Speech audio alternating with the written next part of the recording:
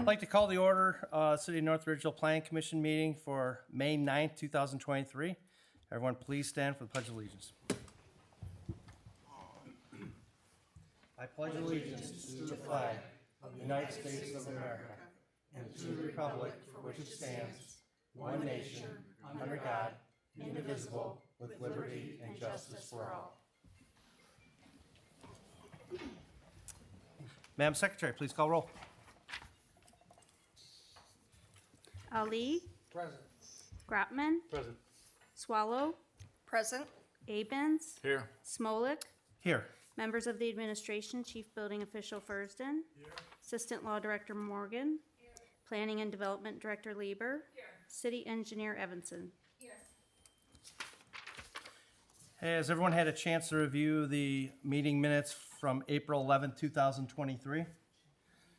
Is there any corrections at this time? Hearing none, those minutes shall stand. Madam Secretary, is there any correspondence brought to the commission tonight?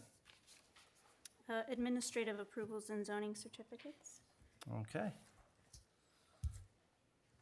Yeah, Economic and Planning Director, do you mind going over that one? Mr. Chair, in the last month, we've approved one certificate of zoning compliance for an office for a general contractor and construction firm called Third Generation Construction.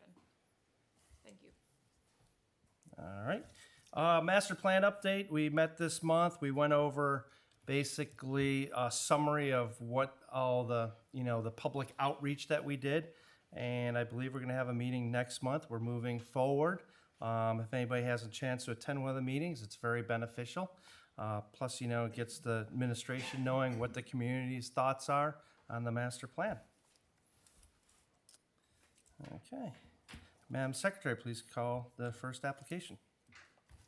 PPZ 2023-0178 North Ridge Point Subdivision Phase 8, West Shore Parkway, PPN 07-00-030-000-310. Proposal consists of constructing 31 single-family lots for Phase 8 of North Ridge Point Subdivision, property zoned R1 Residence District.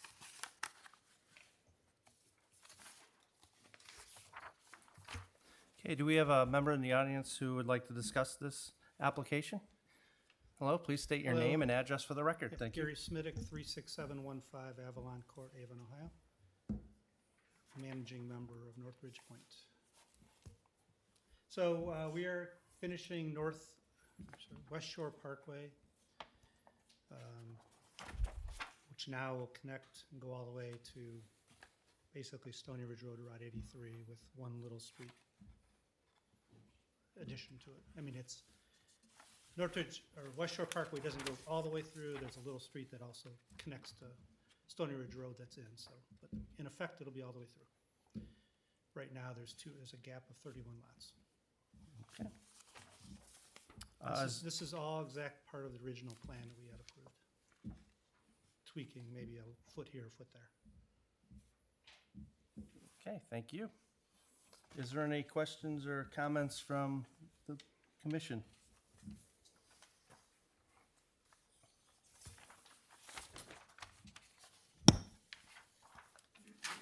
Hearing none, is there any questions or comments from the administration?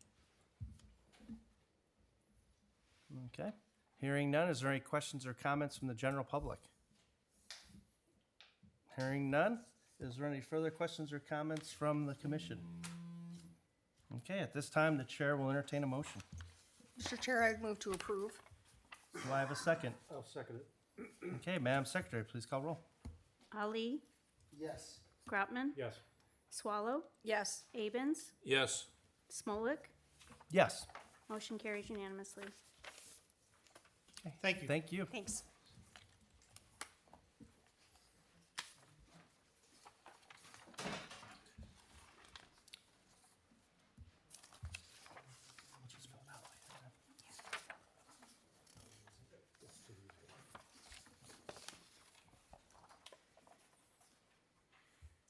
All right, Madam Secretary, please read the second application. PPZ 2023-0185 St. Peter Church 6920 Root Road, PPN 07-00-021-118-009. Proposal consists of constructing 2,300 square foot grounds maintenance building for St. Peter Church campus, property zoned R1 Residence District. Okay, is there a member of the audience who would like to discuss this application? Good evening. Please state your name and address for the record and tell us a little bit about your project. Pat Highland, I'm an architect with Prospectus Architecture from Cleveland. I guess, do I give my firm address?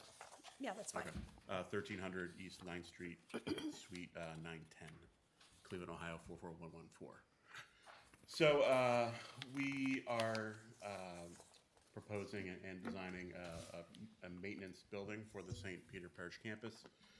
On the screen, you will see in the dashed oval, that is the approximate site of locating of the building to the east side of the campus towards Root Road.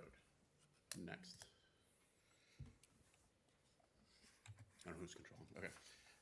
You can the shaded area is the approximate area of shifting or regrading on the site. Next. Site plan, you get a sense of the building is 2,500 square feet. I double checked that this morning. The building is 163 and a half feet off the right of way of Root Road. It is 22 feet and a few inches to the south of the property line, and it's 22 feet 8 inches from the existing asphalt driveway to the south edge of the building. We will have, aside from there'll be 4 bays with a asphalt drive coming off the drive to the bays. So if you go back, just so I can explain the rest. To the west of the building, there'll be 4 parking spaces and an asphalt parking lot just for the staff who work there. We will be connecting storm line to the storm. There will be, the electrical will be underground from the street, and we'll tie water and sanitary to the street along Root Road. Next. You can see the floor plan to the right hand of the screen, 4 bays. Basically, they're storing, they have some, I don't know if anybody's familiar with the St. Peter campus, but there's must be a 100-year-old barn right at the front of campus by the gym that they store all the stuff. The trucks are too long, so the doors can't come, the garage doors can't come down. So we're going to alleviate that problem. 4 bays for storage of their equipment, backhoes, some miscellaneous storage, and some trucks they have. We'll have 1 staff toilet, and then storage spaces for lawnmowers and any lawn equipment and some other general storage. Next. It'll be a brick building, brick on block. The high parapet is about 17 foot 4 inches tall. The lower volume is about 13 foot 4 inches tall. Brown or bronze-like flat panel garage doors for the bays. Glass block windows to let natural light. There'll be light fixtures on the building, but they'll be oriented down, so there'll be no light pollution going up. Next. That's it. Okay, thank you. Is there any questions or comments from the commission? I have a few questions. Obviously, this for snow plowing. Is there going to be any like salt bins or anything like that, or it's all bagged? They have pallets. They have bags Okay. on pallets delivered, and that's they'll go into one of the bays. So it's not like a hopper or anything like that. Okay. Does the parking lot have lighting or just the building itself? We just put lighting on the building itself to throw light, but we don't have any in that four space parking. Okay. And then I guess this might be a question for the city engineer. Retention.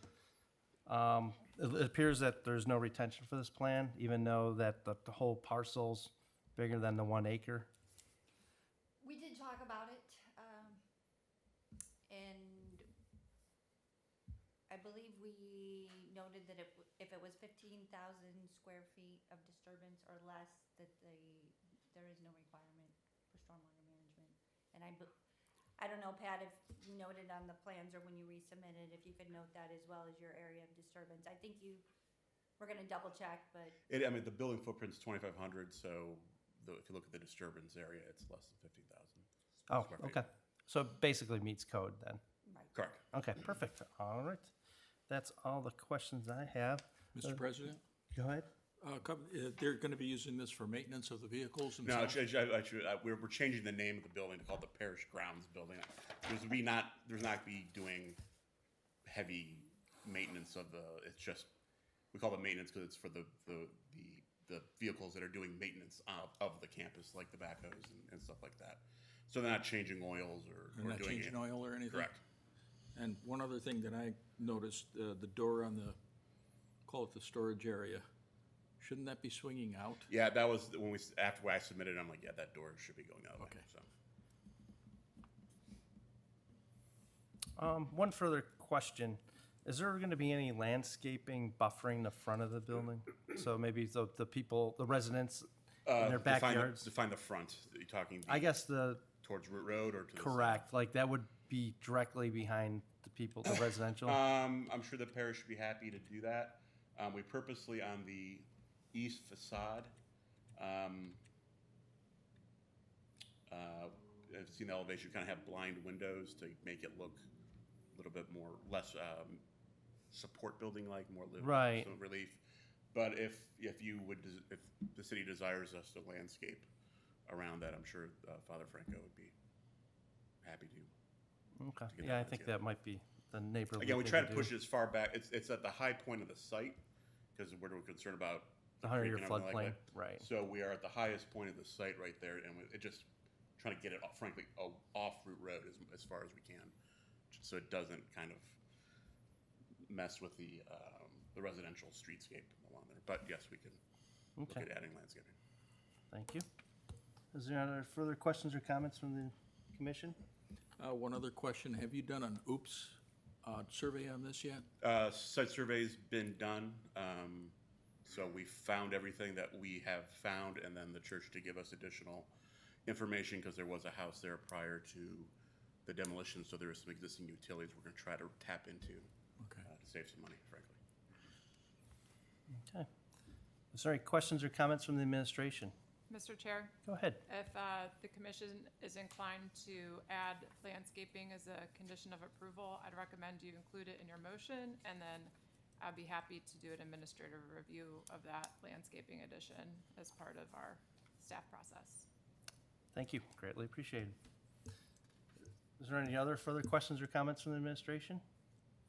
Hearing none, is there any, go ahead. When we say just get a sense of what kind of landscaping are you looking for?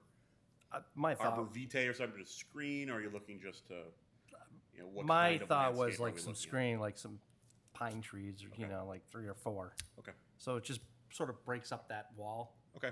Just so we just didn't Yeah. plant like tulips there and then call it landscape. Right.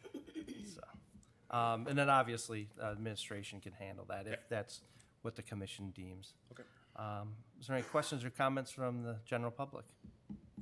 Go ahead, Councilman. Dennis Boos, 6405 Denise Drive. As a resident, I am very much in favor of this project. St. Peter's Church will be 150 years old in a couple of years. It's good to see that they're reinvesting in the campus. As been mentioned, the storage for the equipment and vehicles is desperately needed. I think the plan is a good one. I think it's well planned. It's a nice building. It's not just a pole barn. And I think it'll fit well within the neighborhood, and I highly recommend approval. Thank you. Thank you. Is there any other further questions or comments from the general public? Hearing none, general public is closed. Is there any further questions or comments from the commission? Okay, hearing none, the chair will entertain a motion. Mr. Chair, I would move to approve, excuse me, with the condition that landscaping be provided on that north property line, subject to administrative approval. Wait, clarify north or east? I'm sorry, east. Is that what we're talking about? That would be correct, the east Thank east facade or east elevation, correct. Do I have a second? I'll second. Discussion? Okay, hearing none. Madam Secretary, please call roll. Ali? Yes. Brotman? Yes. Swallow? Yes. Havens? Yes. Smolik? Yes, Motion carries unanimously. thank you so much. Thank you.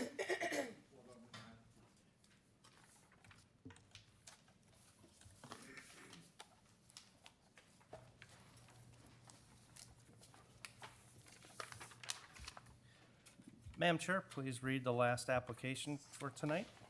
PPZ 2023-0186, Worcester Service and Sales, 34200 Lorraine Road, PPN 07-00-014-104-029. Proposal consists of constructing a 1,786 square foot addition onto existing building, property zone B3 Highway Commercial District. Okay, is there anybody in the audience tonight representing this project?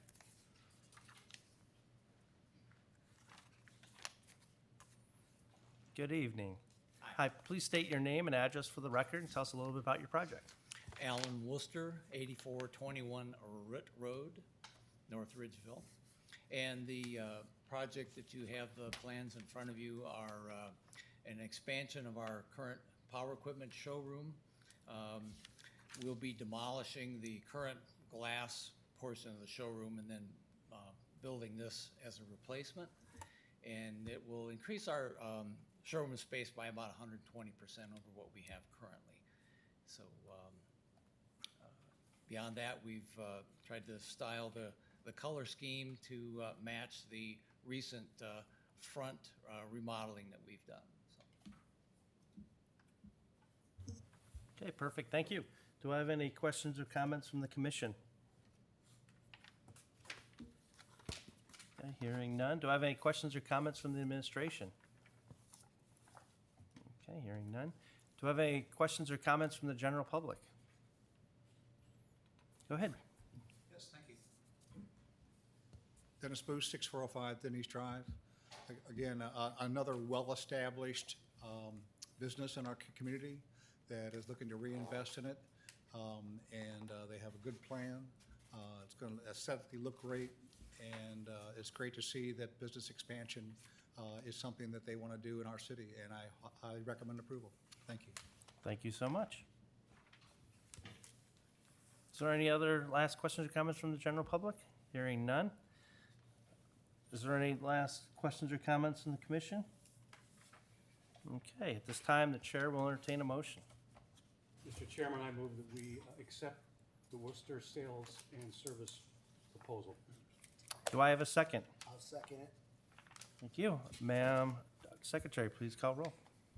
Ali? Yes. Grotman? Yes. Swallow? Yes. Havens? Yes. Smolik? Yes, Motion carries unanimously. thank you so much. All right, is there any further business before the commission tonight? Hearing none, planning commission is adjourned. No. Oh, nope, sorry. Oh, we have the whole, we have a work session. Sorry. Do we have to do the pledge and roll call again, or can we? No, I accidentally dropped it. It wasn't that way. I was trying to restrain him, Kim. Me too. It was buried at the bottom. All right, You're on a sorry. roll. And I couldn't kick them because I'm prevented. All right. Mr. Chair, I'd like to revisit our sign code update. So first, a piece of news at our city council's last meeting, council passed a piece of legislation placing a moratorium on pole signs, off-premise advertising signs, and freeway-oriented signs in anticipation of this code update moving through the planning commission and council process. Understanding that this potential update would eliminate those signs as approved sign types, and really just trying to put that moratorium in place so that we're not having new projects coming in right around the same time that, you know, we don't want to see something proposed in front of the commission that will then potentially become not an approved sign type. So just kind of putting the brakes on. So that's the piece of news. And then we've had, I'd say, I think 3 previous work sessions. We had like a discovery session where we talked about the issues, and then we had a series of work sessions with the commission to talk about the actual code update. So we made it kind of all the way through the code over the last 2 meetings. Last meeting, we focused a lot on the temporary sign section, and then I went back and made some of the changes requested by the commission, and then put together an exhibit that had been requested about digital sign face. I used a very scientific method of drawing a box and then measuring the box of both the static and the changeable portion, so you could kind of get an idea of different sign percentages of digital versus static. So it's not a precise science. I would say the fudge factor is maybe 5%. So take it for what it is. But I wanted to also, now that this is an agenda item of new business, it would give the commission the opportunity to potentially make a recommendation on the legislation to council. That would be the official act of the commission to kind of advance the sign code into a legislative format for council to consider through their committees and through their legislative process. So if the commission is comfortable with that tonight, then you would act on it. If you're not comfortable, want continued changes or discussion, then you can just table it and then it'll appear at your next meeting as old business. So just want to let you know this is not a work session at this point. We can still work on it, but this is an actual piece of business and a vote could be possible. So I just wanted to run through just a few of the changes that I'd made after the last meeting. They're pretty modest. So the version you should have in front of you is dated May 1st in the upper left. So there had been a recommendation to clarify the exhibit on page 8 through, there's language preceding that on page 7 where it talks about how to interpret that graphic. So I included, in letter G on page 7, letter G, number 1, the last sentence, see A and B in figure A below, just to try and give some context about when that exhibit would be put in use. We had already made quite a few of the changes in that permanent sign section and we discussed them at the last meeting. I also had changed in the temporary sign section, so all the way on page 16, letter C in the middle of the page. It's been recommended that we consider a banner sign as a permitted sign type of temporary signs with non-commercial messages. So that was made because I guess there have been uses of banners for different types of non-commercial message signs, and the code does define that if if it were a banner were attached to, like, let's say a piece of plywood and stuck in the ground, it will be treated as a yard sign. But I can imagine there's circumstances where people would affix a banner to a dwelling or to the exterior of a business, and so that would allow a banner to be an additional sign type, whereas originally it was just written to be yard and window. So that's providing a little bit more flexibility, and it was a recommendation that was made in an internal meeting, so I just wanted to include it, but draw your attention to it specifically because that adds the ability for that sign type to be used. I also know that there was there was a lot of discussion at the last meeting regarding temporary signs and regarding political signs and timeframes of signs and such. We did have an internal staff meeting to talk more about that issue, about timelines, and I think my recommendation remains that setting timelines on temporary signs becomes difficult from an enforcement standpoint, and that slicing out any subset of non-commercial message signs to apply a timeline to then becomes very much contrary to established case law about content neutrality. So my personal recommendation, my professional recommendation is not to include times attached to non-commercial message signs, but I just wanted, since that I felt like that was an unresolved issue, and so I wanted to bring that up with the commission and offer you the opportunity to more fully discuss that or to ask questions about that. Just again, because I know that this will be a potentially sensitive topic with the community.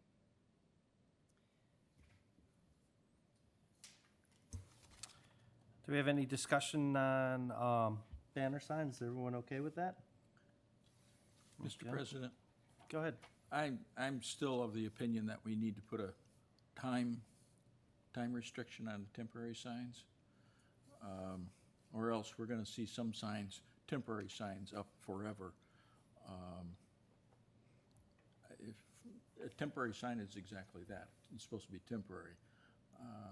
As far as enforcement is concerned, I think it's one of those kind of things where we have a number of ordinances on the books where they're more or less complaint-driven rather than enforcement-driven. And I just believe that we need to have some type of time limit on temporary signs, whether it be 45 days or 30 days or 90 days or whatever, but some type of a time restriction. And that's just my general thoughts. Okay, thank you. Was there any other further discussion on temporary signs with a non-commercial message as far as a time duration? Mr. Chairman, Yes. when we had our administrative meeting, there were a lot of people who were in favor of a time restriction. Temporary signs aren't very attractive, and especially in the political season, there's just so many of them. But from a practical standpoint, it just becomes impossible to enforce. And if you go with complaints only, all the complaints are about political signs, so you end up in that quagmire with First Amendment issues. And if you say it can only be up, we tried in the past 30 days, and it has to be out for 30 days.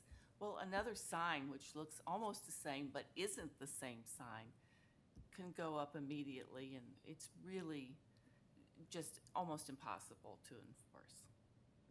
It's a great idea. Everybody likes the idea, but the enforcement of it, especially in the context of political signs, is very difficult and tricky. Okay, thank you. Is there any further Mr. discussion? Chair, I was just going to say that I think it's probably best to leave the time limits. I don't disagree with the idea and what is trying to be done with that suggestion, but I feel that it's a slippery slope and probably not a battle that is one that we would want to put the city in the position of taking on. Okay, thank you. Is there any other further questions or comments? We'll wait till the commission's done, then I'll open it up to the general public. I had a comment. Are we moving on to the non-commercial and commercial? The what now? The next section, the temporary signs with non-commercial or commercial messages. We can talk, I would rather stick with this topic first. Okay. All right, and I guess I'll open up to the general public. Temporary signs with a non-commercial message. Yes, Dennis Booth, 6405 Denise Drive. I echo Mr. Avens' comments in that a temporary sign should be a temporary sign. And if we're saying that we can't enforce it, so then temporary signs then become permanent signs, and so why have it in the legislation? I can remember years ago, we had, even for political signs, we had a permit. It was free, didn't have to pay anything, but at least the city knew that there were signs out in people's lawns. And so perhaps you institute a free permit for anybody who wants a temporary sign. That way you know when it starts, you know what type of sign it is because it's on the permit, and then you have a better opportunity to enforce those that want to go beyond 45, 60, 90 days, whatever you come up with. But again, I understand the slippery slope. I understand we can't carve out a political sign from the other temporary non-commercial signs. But if you had the time limit for all temporary non-commercial signs, I think that might solve part of that issue. And again, perhaps a free permit. Again, you're not talking hundreds of people that are going to have, temporary signs out in their yards. I don't think that'll be an unmanageable thing to happen. And again, would provide hopefully a better value of life for people driving around town not seeing all these signs forever. Thank you. Mr. Chair? Thank you. Go ahead. So I think I have some legal concerns and then some more practical application concerns. On the legal side, applying a time limit to free speech protected signs while other types of temporary signs don't have a time limit becomes problematic. So if you could have your house is for sale and that's unlimited because it's, a commercial message and we allow a certain amount of commercial speech without restriction, but then you have to take down your religious or political or ideological sign after 30 days. So beyond just the non-commercial versus commercial distinction, I think we would have to consider a time limit for any type of temporary sign so that we're not placing greater restriction on protected speech over less protected speech. So then you kind of imagine the secondary effect of trying to regulate the times of all temporary signs fairly.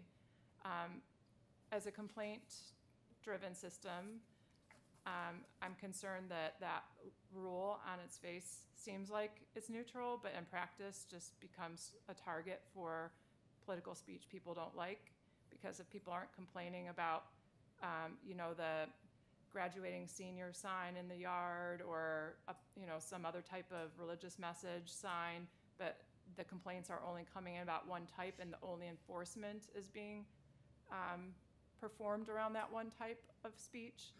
So, I have a concern about that.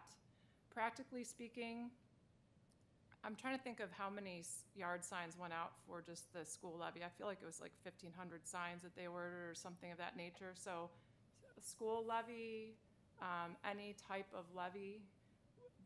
So people would have to get a no-fee permit for those. And I'm imagining the schools or the other organizations putting up these issues and how they would feel about have anyone who supported their candidate or their issue having to go through like a hoop in order to get a permit to install.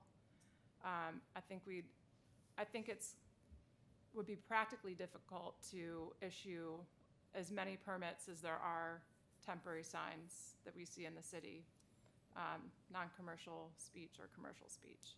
So it seems like, building issues a lot of permits for a lot of activities, but that would be challenging and also complaint-based. So if you see one that doesn't have a sticker, again, the building department can't remove from private property a sign that's improperly placed. They have to go through the steps afforded to them by law to issue a citation and then come back to see if it was addressed, and then if not, to send them to court. So we don't allow trespassing or stealing. So those are just rights afforded to private property owners. So, again, complaint basis, tracking, understanding when the sign was installed, how long it's already been there, if it's a duplicate sign but a different sign. I think there's just a lot of practical challenge with it that would make it just unworkable, at the staff level. At least I can't envision. Mr. Chairman, Go ahead. just a clarification, probably all that you just said. As far as the permit would, in the past, when we used to have it, I, as a political candidate, got the permit, and the 100 people that had my signs in their yards did not need one because I had one. Same with the school. The school will get a permit for their sign for X number of days, and anybody in the city that had their sign in their yard would not need a permit, just the school or the organization doing the sign. So again, you wouldn't have 1,500 permits coming to you'd have one, for that particular sign. You could, again, do something like that. But again, I understand where you're coming from on the other issues. I just wanted to clarify that I was not suggesting that the building department handle 1,500 yard signs for a school levy. Thank you.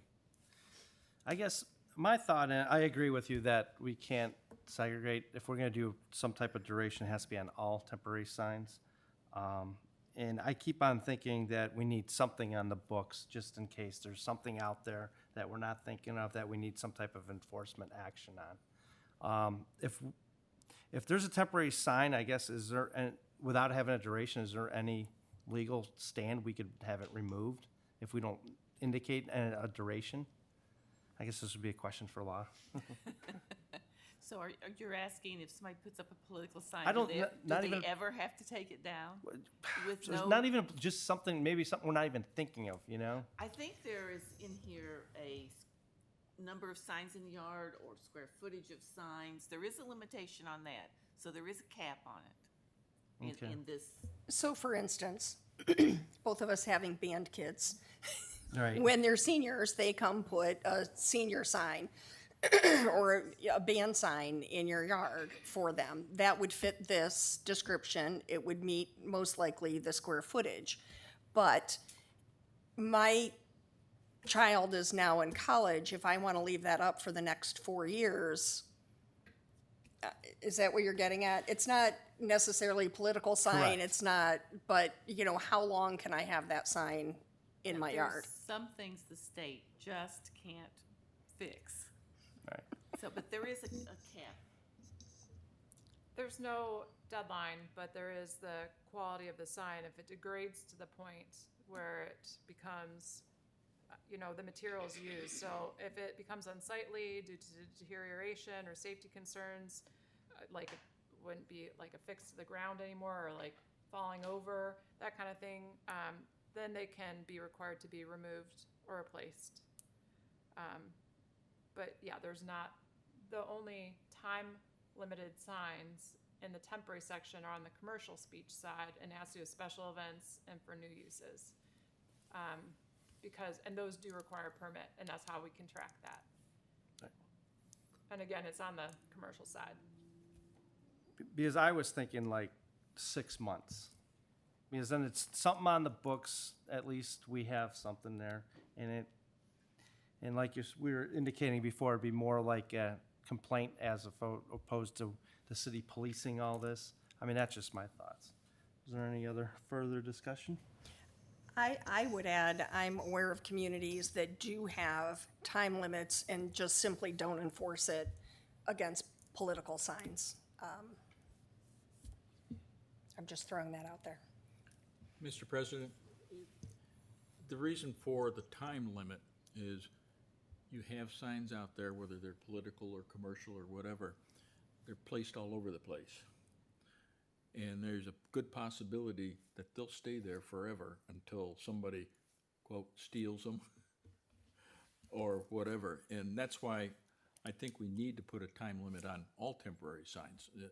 Just the very definition of temporary is there's a time limit. And we should be defining what that time limit is for a temporary sign. If we do not define time limit, then we really can't call them temporary signs. Because now, what is temporary? Temporary to you is different than me. And there are some neighborhoods where they get sensitive about different signs that are up, and there should be some type of a time limit on them. It's one way to take care of those signs that may be objectionable to the community. They can only be up there for a limited amount of time.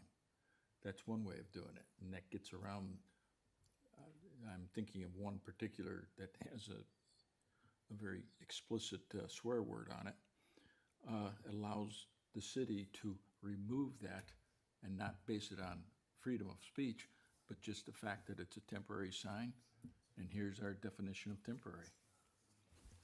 So I don't mean to be wishy-washy on this at all.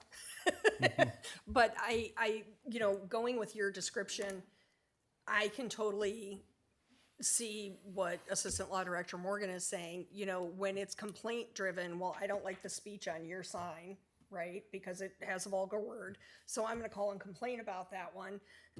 But I'm gonna leave up somebody else's religious message, not complain about that one. So then it becomes, like Assistant Law Director Morgan was saying, an enforcement issue, because on a complaint-driven basis, are you just... But it also means then that somebody has to complain about that other sign, and it's just a matter of, since it's complaint-driven, it's driven by the community. So in other words, community standards, which my understanding is the court recognizes community standards and enforces those community standards. Well, one of the reasons that free speech is so important to the courts is that voices that don't have a majority need to be heard just as well. So it's not strictly just community standards. There's a much more subtle balancing act that goes on. Unpopular speech is supposed to be protected as well. And so when we do a complaint-driven system, sometimes the majority always wins in that situation. So that's one of the reasons we want to protect free speech in general. It's a very difficult issue, and when we had our meeting, we had similar discussion. We went through and each section, and then when we get to this section, people have very strong feelings, and rightly so. You can, if you like, you can recommend this to council. You can recommend it with things you would like to see, or you can table it and at the next meeting come back with a well-rounded example of what you would like to see. Maybe look at other communities, that sort of thing. But we have to make a decision, and again, it's very difficult, and it's a touchy issue. But putting a time limit is tricky, and people are very smart, and they figure out clever ways to get around it all the time. I understand, and again, I've been in charge in the past of some federal regulations and came up with some creative definitions that I was able to get the city I worked for at that time out of some trouble. And the federal rep commended my interpretation. So I understand all of that. You're gonna find people who are looking for loopholes, but I don't know of any ordinances or any laws or anything like that that aren't subject to loopholes. Well, that's It's a point. any law or ordinance is only as good as the population's willingness to observe them. So I guess my bottom line is, what kind of recommendation are we hearing from you and from the audience? And Quite frankly, if it's a temporary sign, I think we need to affix a timeline to it. If we don't want to fix a timeline to it, then we shouldn't be calling them temporary signs. Because even the state, in some of the building codes, has timelines. One that I'm familiar with is temporary buildings. 90 days with a 90-day extension. And I know there's quite a few temporary buildings out there that are there for years. Nobody complains. the fact that nobody complains, is not a legal standard, however. I understand, I'm just saying, it's how much are you willing to, most citizens will, and again, I have to say most, I can't say all, most citizens will observe the rules. And those few that don't, you're gonna have to deal with on a case-by-case point. And another practical consideration is, even if there is a timeline and if there is a complaint and someone goes to investigate, and that's difficult too, because we're very short-staffed in every department, really. Then there's a notice of violation and there's a time to comply, and then in a practical sense, by the time it would make it to court and be heard, a lot of time will have passed, well beyond any kind of time limit we might want to I set. guess my next question would be is, in the past, we've had I believe around a 30-day limit on political signs. Is that We right, did. Dennis? Yes. How many times have we had to issue citations or gone to court? I haven't. Guy I don't can probably believe. answer that better than anybody.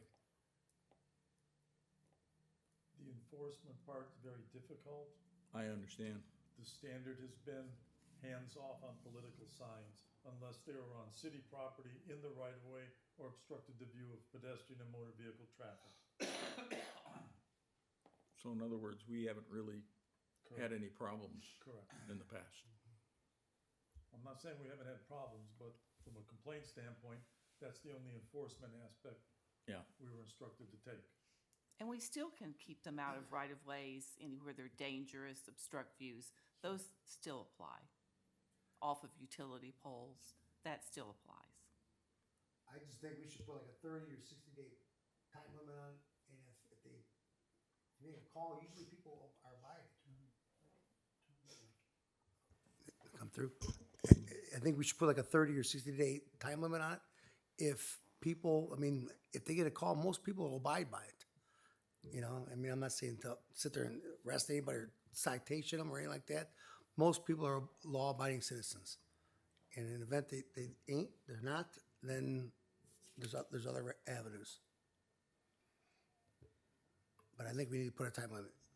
Mr. Chair, one consideration too is with the time limit, let's say that there's a time limit and it's generous 6 months. So complaint is lodged, a neighbor complains, they're tired of looking at a sign, they say, it's been out there a year, I'm sick of looking at this thing. Well, the building department can only document the condition that they observe at the time they go out and inspect. So they can't go back in time necessarily and observe that that sign was indeed in place for every day of the last 6 months or year, what have you. So now the time clock starts running, and now they have to go back out. And how long do they get at that point? The full 6 months of that sign, and then a citation is issued? So like the building department can't just take a complaint from a resident or a business owner and assume the validity of that complaint without having witnessed that complaint themselves or having documented that condition. And so then what if, that crafty property owner puts out a sign for a month and takes it down for a month, then puts it up for a month and takes it down for a month? I mean, there's so many ways around a time limit that I think, like, when you start thinking about that, it just becomes super difficult to enforce. And then, what is it to have a time limit at that point? I think in the code, temporary sign says means a sign that's neither permanently anchored to the ground, nor permanently affixed to a structure, nor mounted on a chassis, and or is intended for a limited period of display. I know it does not say what the limited period is. It's something less than forever because it's not permanently affixed to something and can be picked up or moved or easily taken out of a window or, a banner taken off a wall or what have you. But I would encourage members to, drive around town and see the volume of temporary signs we're talking about. I mean, everything for sale, hiring, a special of the day, like every temporary sign. And then imagine the effort that it would take to police that. And again, I have concerns with the complaint basis that just becomes a way of picking on kind of speech we don't like versus speech we don't have a problem with. And, one of the goals of this project to update was to ensure that we're on the right side of those constitutional questions. And so that's where I can sense that we might be getting into some deep water with that, or putting a burden that our building department can't meet with the timeframes. I think there is avenues, though, that we could sort of track the timelines. I know, you have Google Maps, that Street View. They almost do that yearly, so you could definitely use that. I think it's slippery slope not having some type of duration in there, because like you indicate, we have all these temporary signs. I mean, one of the responsibilities of planning commission is to make sure that, we're helping the community, making sure property values increase. And I think the temporary signs, if we don't get it under control, could be a big nuisance for a community. So we want to make sure that while we're doing this exercise, going through this whole entire code, we want to make sure that we have every avenue in there for enforcement. And I think this loophole, maybe we need to sit and think about it some more. I'm not sure. It sounds like I'm hearing both sides from the commission members. Some want some type of duration, some don't. I understand the administration point of view, and we're hearing from the general public as well. I guess, is there any other further questions or comments on the duration of temporary signs? Because I think we might want to go into maybe changeable copy to try and get through some of that. If everyone's okay with that, or? Just one comment, and as far as enforcement is concerned, we're usually talking about very few people That's true. that's going to give us a problem. And I think that's something the city can handle, and through different avenues.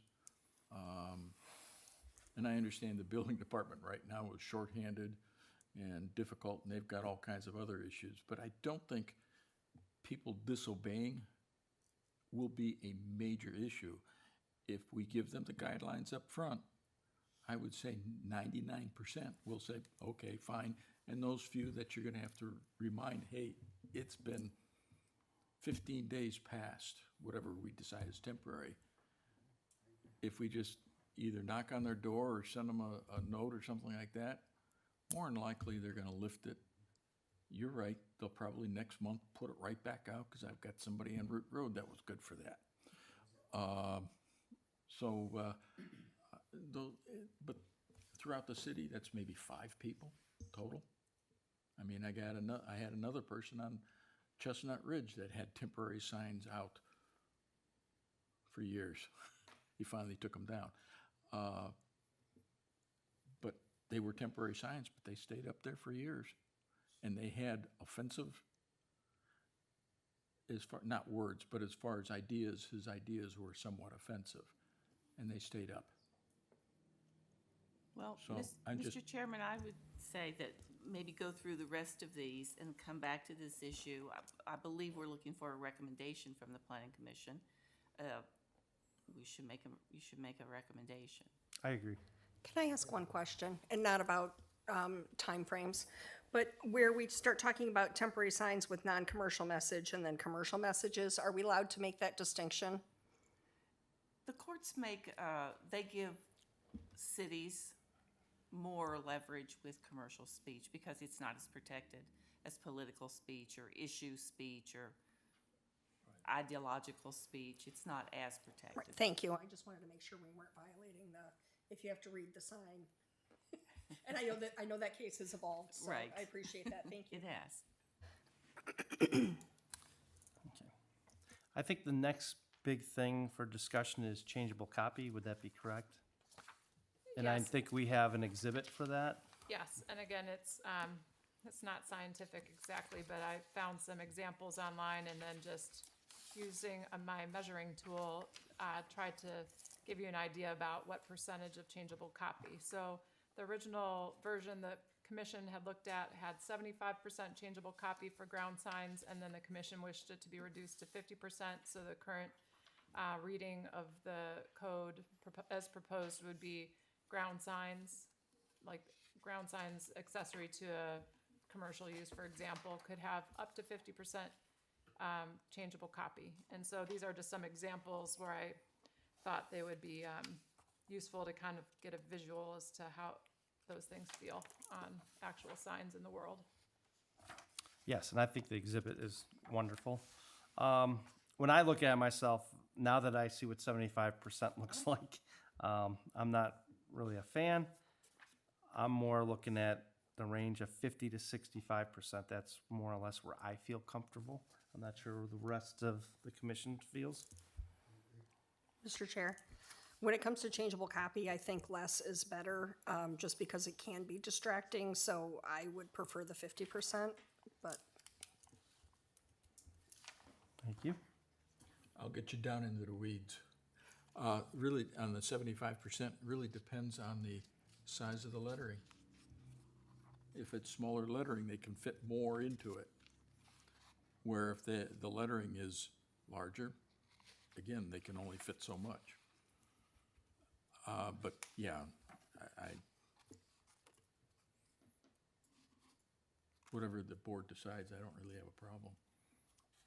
Okay. So it sounds like around 50% is more or less where we're leaning. Is that, okay?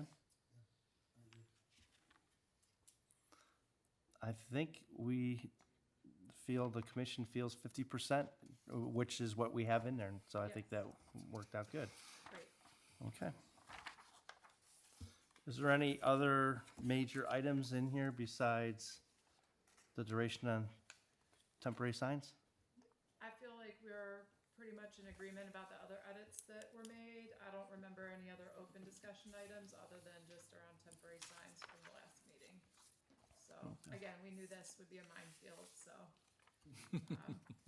careful consideration is important. Okay. For some housekeeping notes, so we could either table it tonight or we could make a recommendation tonight. So that's what's on, basically on what they're looking for. Mr. President, speaking for council, as a council rep, I would like to see a recommendation rather than table it and get it into council as fast as we can, because we have other things pending around this that we need to get some decisions made. Thank you for that insight. Okay, at this time, the chair will entertain a motion. Mr. Chair, I would move to recommend adoption of new chapter 1286 as the sign code. I'll second it. Discussion? Is that motion as is? Correct, with the 50% changeable copy and without time limits on the temporary sign. Okay, any further discussion? Okay. Madam Secretary, please call roll. Ali, No. Grotman, Yes. Swallow, Yes? Havens, No. Smolik. No. Motion fails. Okay. So I guess, what do we, Mr. Chair, I mean, the commission has the ability to make the changes that you would find acceptable to have a positive recommendation to council. That might be the better route to go, is to make a motion to recommend to council with the changes to this exhibit that you, I mean, okay, I feel that, like, you're 95% agreement about most of the stuff in this, is this little bit. So I'd rather the commission put on the record what your recommendation is and make that part of an approval rather than just a rejection of the. so do we just go through another Second motion. second motion? Yes, correct. Try a different motion, see if that passes. Okay. At this time, the chair will entertain a second motion on the subject of chapter 1286 signs. At this time, I would make a motion to accept everything except place a duration on all temporary signs for 6 months. Do I have a I'll second. discussion? I would like to see less than 6 months. I think maybe 60 days, 30 to 60 days. I think is fair. Mr. President, Go ahead. yeah, I'm with Steve there as far as the 60, 30, 60 days, but by going 6 months, I think what we do is we would eliminate some of the legal hassles that we might have with a shorter time period. Mr. Chairman, point of order. I've been told that there was no second for that motion before your discussion. And you can end up somewhere else, but make a motion second and then discuss the various Sorry. ideas. Okay, the motion on the table was for 6 months duration on temporary signs. Do I have a second? I'll second. Okay. Discussion. All right. So we're discussing that you think 6 months is too long. Yeah, I'd like to see shorter time, but I can also appreciate if we make it shorter times, I think we'll run into more legal issues with some of the residents who like to leave their temporary signs out longer. Am I a fan? No, but I've learned a long time ago I can't get everything I want.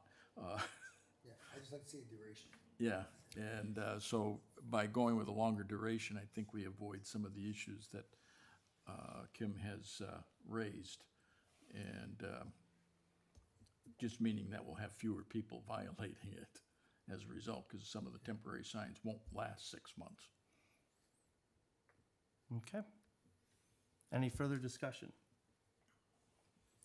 So that motion still stands at 6 months. Madam Chair. Roll.